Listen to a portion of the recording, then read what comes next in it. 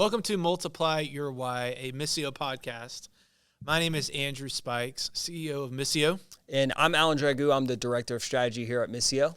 And today's show is all about the digital marketing tools, the best digital marketing tools to be on the lookout for, to use in 2023. Yep, sounds great. These tools, we use a lot of these tools and or have used these tools. I've personally used a lot of these tools, and they're just great tools to help you ground your marketing, your digital marketing, grow your digital marketing, understand it, all that stuff. So they're very helpful. Yeah.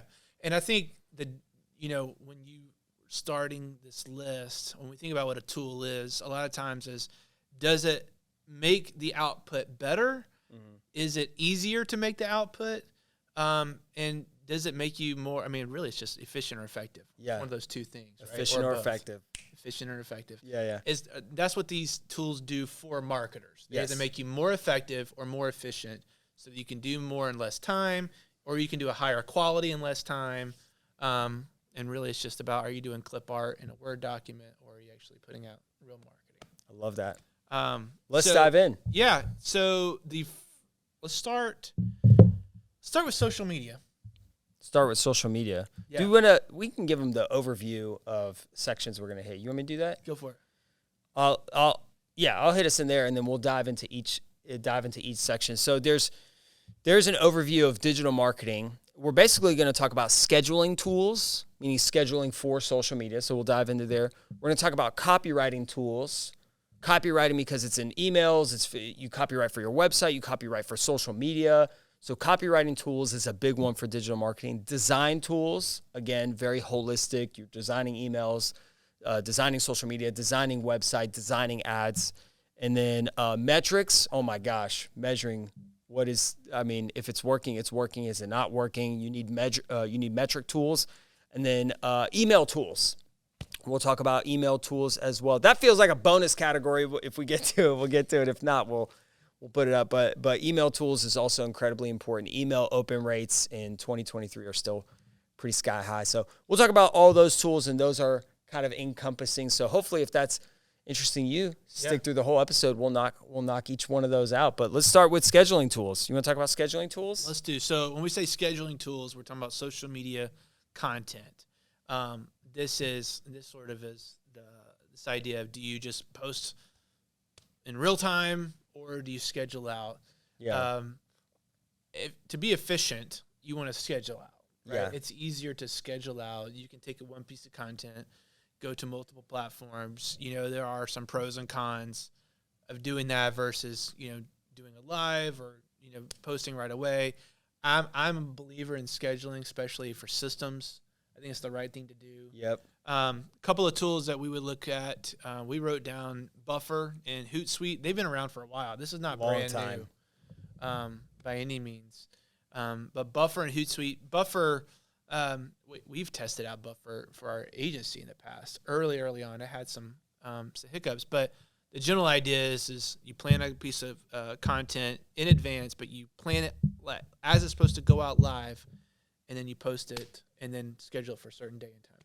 Yeah. Do you have any comments on either one of those? I do. I have some thoughts on both. I've personally used both of those in small organizations and large organizations to double tap on the idea of scheduling. A lot of people don't schedule their content, right? And I'll hear the drawback of, one, I didn't know I could schedule my content, or I don't like the limitations of scheduling my content. Those are two pretty big drawbacks. But I would say is scheduling content is incredibly helpful in efficiency and buying you time back to create and think ahead of time. So scheduling content is a massive plus, where you can sit down and work through a week's worth of content in one session. And to oppose the other caveat is that doesn't have to be the only content that you post. So if you decide to schedule content, feel free to post other content organically. Oh gosh, I my mic, there's like a fly over there. I saw it. For my, personally, I like to do stuff on Twitter. Yeah. I'll schedule Twitter content, but I'll also put in Twitter content on the fly. Mm-hmm. And that's fine. You could take that with your church, with your business, whatever. So you could schedule content ahead of time or do it on the fly. The biggest differences between Buffer and Hootsuite, they've both been around a long time. we still highly recommend them in 2023. I still think they're the top 2 in navigating. There are other. Oh, there are a ton others. Yeah, there's a ton of them.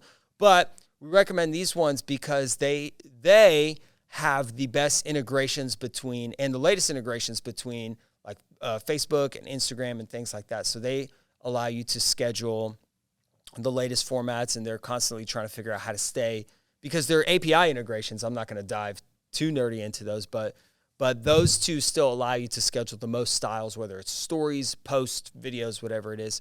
The benefit of Hootsuite is it's a little clunkier. It's not as sexy, but it gives you a ton of analytics. But it does the other points around like community management. Yeah, you can respond to comments in your streams. So there's the scheduler piece, and then there's all the other stuff you have to do socially. Yeah. Comments management, look at the hashtags and the trends from that angle. All of that.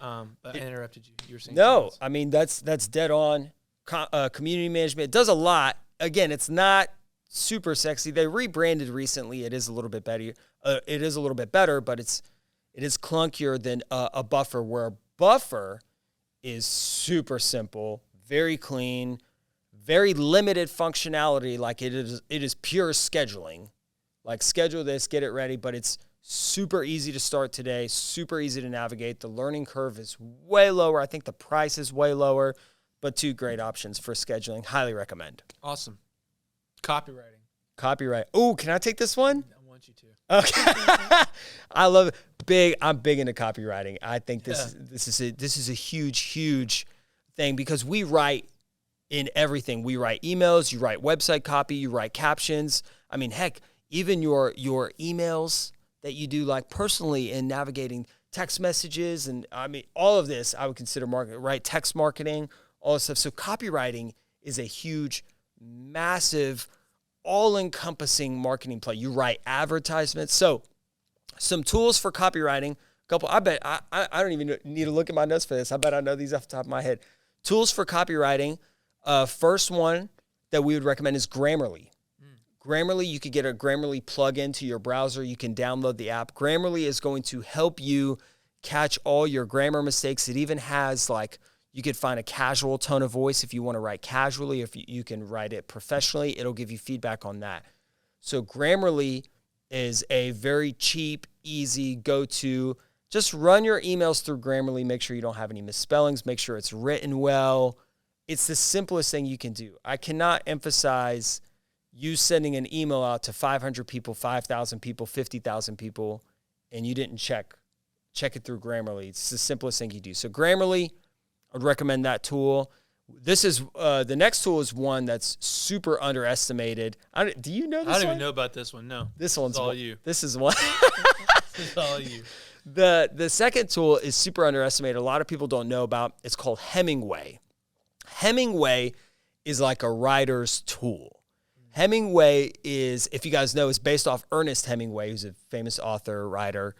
He's published 20 plus books. But basically, Hemingway is like the simplification writing tool, because a lot of writing, like our email copy and our website copy, man, you ever go to a church's website and they got like 5 bulks of paragraphs? Oh gosh. Yeah. Did they pull it from there? No. So Hemingway basically is a gauge to help you write simpler. Like, it takes your big bulks of copy and it identifies which sentences are like very hard to read versus hard to read versus easy to read. Because in online, this is going to shock you, people reading online read between a grade 3 to grade 5 level. That's how people, it's a very real thing. Wow. The average reader in America reads at a grade 8. But the average reader online ingests at a grade 3 to 5. Not only that, I skim. I don't know if it's a medical problem or what, but I skim. Yeah. I'm not going to sit there and read 5 paragraphs of something. That's exactly right. I skim it.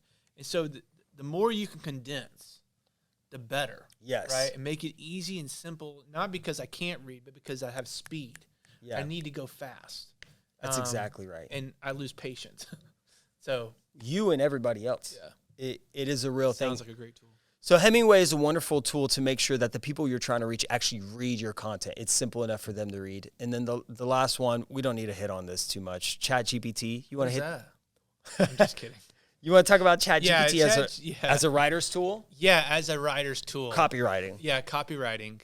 I have tested this out so many different ways, and actually, I wrote an email the other day. I didn't use it, but I tested it out with a finance email to someone, and it's incredible. Like, no doubt, AI, ChatGPT, it's incredible. It's impressive the first couple of times, but it will never 100% get your tone of voice. Great caveat. And that is nor will it get the complete context. So there's a lot of crappy writing happening by just copying and pasting out of ChatGPT right now. And the reason is because it's so sterile. And you wrote this word down. It lacks emotion and context and personality. Yep. And honestly, people are going to catch on pretty quickly. So I would say use this to get you 85% there. Yep. But do not think that this is your 100%. Yeah, don't ship that. Don't ship it. Don't ship that. Don't ship that. No, don't ship that. Let it help you get 85% there, but then you're going to have to work a little bit. It's not going to take all the work off of you. You're going to have to work a little bit to clean it up. Now, will it be grammatically correct? Yes. Will it say what you told it to say? Probably. Yeah. Right? But it's not going to say it how you wanted to say it completely. This is that efficient over effective. This is definitely the efficient over effective It's part. efficient. Yeah. But it's not that effective yet. It's not. No, you definitely have to use. I don't know if I told you this, but sidebar, I set up a Zapier connection where I connected You've been zapping a lot of stuff lately. I have email. I set up an autoresponder draft in Gmail to ChatGPT so that ChatGPT as a plug will read my email and create an auto draft response. I'm hearing this for the first time. And create an auto draft response in like seconds, right? So if I get an email from somebody, I'll get it through my Gmail, and ChatGPT will create an auto draft response for me.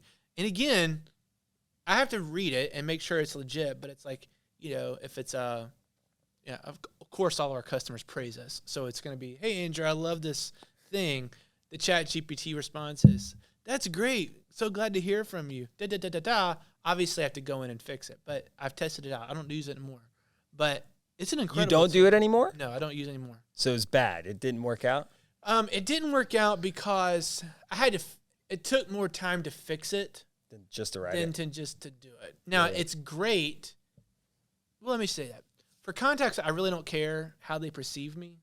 It was great, right? Like if I get a cold email from somebody and they're trying to pitch me something, I don't really care how I'm perceived to them, right? I just say no thanks, and because I told GPT, if I get a cold email from somebody, just say no thanks or whatever. But if I get it from a customer, I care about that. So it was just a lot of work. So anyway. Yeah, great context to ChatGPT. Efficient, not super effective. You'll have to clean it up, but very efficient. Yep. Great tool. Design. Ooh. You want to start with this one? I love design. Yeah, this is you. I feel, did I put 2 or 3? You put 3. Oh, the third one is a bonus. Yeah, the third one's a bonus. Let's talk about that. Okay, so 2 goats in the industry. The 2 primary, this is going to, like, for designers out there, they're going to freak out. Like, professional, like, older designers. Relax. They're going to jump off a cliff at first. Yeah, relax. Okay, the first one's Canva. All right, chill. All right, so yes, you're right. So professional designers are going to lose it when I write Canva. Okay, I'm going to start with just a 5-second story in this as far as Canva. I have a very good friend of mine. His name is Jonathan Maloney. I'm going to shout out to Jonathan. Shout out, Jonathan. Jonathan has been designing for over 20 years. I mean, we've talked about him back in the days when Jonathan was 16 and paying like scraping up money to pay $800 for Photoshop. A lot of you youngins don't know that, but you used to have to pay like one time. It was a one-time fee, and it was hundreds of dollars for Photoshop. So we'd be working relentlessly for Photoshop. Jonathan has designed for 6-7-figure brands. We've done 6-7-figure logos together, 8-figure logos together, websites, Gwinnett Magazine, publications, books, professional. He is what I would consider the epitome of an incredible and successful designer. And I had done some stuff in Canva because I was just trying to ship some stuff out. It's an easy tool. It's wonderful, and that's why we're talking about it. And I remember I was like, yeah, sorry, bro, I designed it in Canva. Could you help me, kern this out, things like that. And Jonathan's like, tools? Yeah, the tools is fine. It's the designer matters more than the tools. The tools are helpful, but are you a good designer? And I appreciated that from Jonathan because I've never saw him leave Photoshop a day of his life, which is fine. And we'll talk about Photoshop, but the tool is helpful to you. But as a designer, just determine, is the tool helpful to you or not, whether it's Photoshop or Canva. And I would say Canva is a wildly helpful tool. Canva is a great tool that syncs across your mobile device. It's a big thing, designing on the go, being able to put graphics together. They have pre-made sizing. If you're doing a story, if you're doing a post on social media, write banners. They have a lot of ties to Unsplash, emojicons. They have, things that you can pull in. It's a wonderful, efficient tool. And if you're a good designer, you can make good designs in Canva. And it has come so far in the last 5 years. Very far, very far. I mean, it really is a wonderful tool. And so I'd put it up there because there are a lot of professional designers that hate on Canva just because Canva is, it's not Photoshop. Our target audience for this particular podcast is for, I would say, mid-size businesses, mid-size churches, some large, some small, but the bell curve is in medium-ish organizations. Their needs, 99% of them could be filled in Canva. Absolutely. Most people should just use Canva. Most people. Fifth Avenue, New York agency, they may go Photoshop because that's their thing. That's exactly right. In which Photoshop is the second tool we would recommend. I'm not going to spend a ton of time on this, but Photoshop, Adobe is still the GOAT. It's still the GOAT. Let's talk about, Adobe fonts automatically plugged in, the tools and the functionality. If you are a seasoned designer and you understand qualitative methods to bring stuff to life with layering and masking and overlays that you just cannot get in Canva. This is a skill set that most of us, including myself, I've been designing for a long time, but I would not say that most of my designs need to be in Photoshop. They do not. I'm not that skilled and seasoned. Jonathan Maloney, who I'm talking about, who's doing publication and he's doing premium logo design, which, by the way, he does in Illustrator, not in Photoshop, but that's a different story. But either way, if you are a seasoned designer working on high-level 5-figure, 6-figure clients, Photoshop is a wonderful tool that takes you to that next level if you have the knowledge gap. But you already know that the third tool is what's interesting to me. This is a good one right here. This is a very good one, and this has kind of been on the rise. Figma. Figma is known as a web designer's tool, but a lot of people have been using Figma as just a designer's tool, designing social media graphics, designing landing pages, designing banners, whatever it is, because you could get a free version of Figma and just have a bunch of unlimited projects in there. So you can have a free version of Figma, and it is a professional tool. I would say as professional as Photoshop. So it is a good in-between where it's not as preloaded and easy in templates as Canva. It's not. It has a learning curve, but it is highly professional, and it has served us well. It served us so well. A lot of because so much of marketing is digital today. Yes. Figma, that's the pain point it solves. Yes. It's digital marketing. Yes. Right? Whereas Canva, Photoshop, even Illustrator, some of these other ones, you can do print publications. You can do postcards and, business cards, all this stuff. Figma is a digital designer's wheelhouse. Yes, and it is highly, in fact, Figma's claim to fame is the collaboration. I mean, us being in there, we'd be looking at, a web project or something that our team designed. We could all be in there. You could see each other's mouses scrolling and clicking, and it's all live time collaboration. In fact, you can even turn on the voice mic and things like that and talk to each other while you're collaborating. So if you have a team designing things together, Figma is a wonderful tool. Don't sleep on that one. That's an excellent one. Pain points for that one is like wireframing a website. So if you're designing a new landing page or a new website, wireframe it. Early on, I would do this in PowerPoint. No joke. I would wireframe boxes, and don't laugh at me, and boxes and all this stuff. But Figma is a wireframing tool. Also, you can design an entire website in Figma. And then what's also awesome, I didn't realize this until, in the last year, but developers love Figma. Yeah. Because you can just basically, the designers love Figma because you can design in it and make it look beautiful. And the developers love it because you basically just pull the Figma file into WordPress, which is our preferred, go watch another podcast, website design platform. That's right. Yeah, because it generates code. It's incredible. Yeah, Figma, wonderful design tool. Next up, metrics. Ooh, you take it. So metrics. So metrics tools are very interesting. You can get metrics really in two different ways. One is the native platform that they're in, which when I mean native, I mean if you're running Facebook ads, you go through Meta, right? You look at the analytics in Meta. You can also look natively within Google Ads. You can go to Google Ads' platform and see the analytics, right? You can do the same thing with LinkedIn. You can even organic content, if you want to go through Facebook and Instagram, all this stuff, you can look at the organic.